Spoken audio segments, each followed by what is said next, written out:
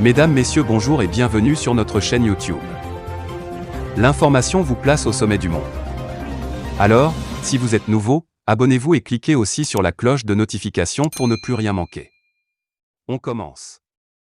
À l'image de Cabinet Sylla, intendant général à la présidence sous Alpha Condé, plusieurs dignitaires de l'ex-régime sont dans le viseur.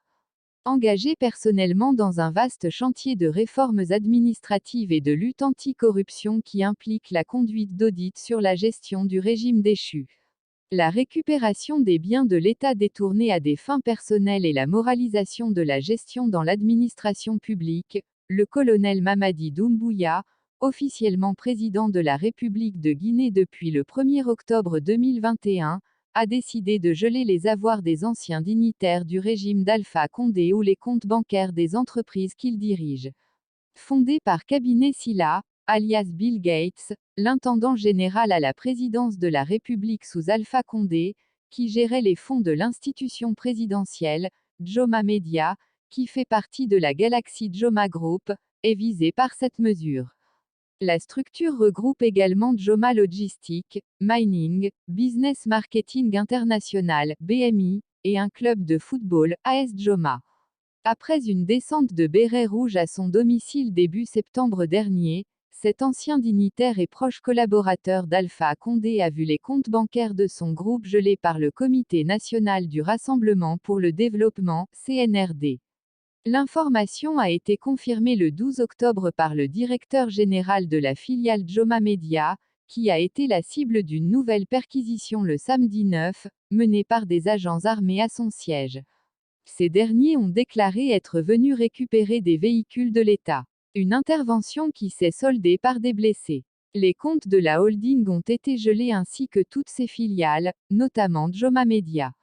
On a appris cela vendredi, à mon avis. Les différents communiqués qui ont été faits concernaient les entreprises publiques et les hauts cadres.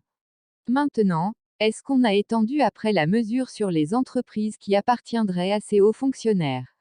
Ce sont des questions à revoir. Mais je pense que ça peut être en lien avec cela. Il ne faut pas oublier que Joma Media, c'est à peu près 200 personnes qui travaillent ici. Il y a des journalistes, on a un matériel à protéger. On a un certain nombre d'obligations à honorer. Que le compte du média soit gelé ainsi, je ne sais pas si l'ordre est venu des mêmes autorités qui ont envoyé les deux agents. Je suis dans un flou, a réagi Khalil Oualaré, le directeur général de Joma Media, autour duquel l'étau se resserre de plus en plus. Soupçonné de se servir des fonds détournés à l'État pour alimenter ses activités, dans ce qui pourrait être une stratégie de blanchiment de l'argent détourné, Cabinet Sylla voit ainsi fermer les robinets de l'ensemble du groupe Joma, dont la filiale communication lancée tout juste en 2019, risque de licencier une grande partie de son personnel, voire de fermer ses portes, puisque n'ayant pas encore atteint son seuil de rentabilité pour une autonomie financière. Les filiales, logistiques et minières, de ce groupe, tout aussi tentaculaires avec des ramifications dans les mines guinéennes, risquent de subir le même sort. Mohamed Diané, ancien ministre de la Défense également visé. Selon plusieurs sources, le ministre de la Défense du régime déchu d'Alpha Condé est bras droit de ce dernier depuis son avènement au pouvoir en 2010, qui a été délogé manu militari de sa résidence de fonction de la cité ministérielle à Conakry, le week-end dernier, devrait également voir ses avoirs gelés par le CNRD après le gel des salaires visant tous les dignitaires de l'ancien régime. Considéré comme le numéro 2 du régime Condé, avec un statut de super ministre chargé des affaires présidentielles, il était l'un des plus puissants du régime déchu, et justement celui qui avait mis en garde Alpha Condé sur la volonté, suspecte, du colonel Mamadi Doumbouya, d'autonomiser le groupement des forces spéciales, GFS, complément acquis à sa cause et lui avait conseillé de l'écarter.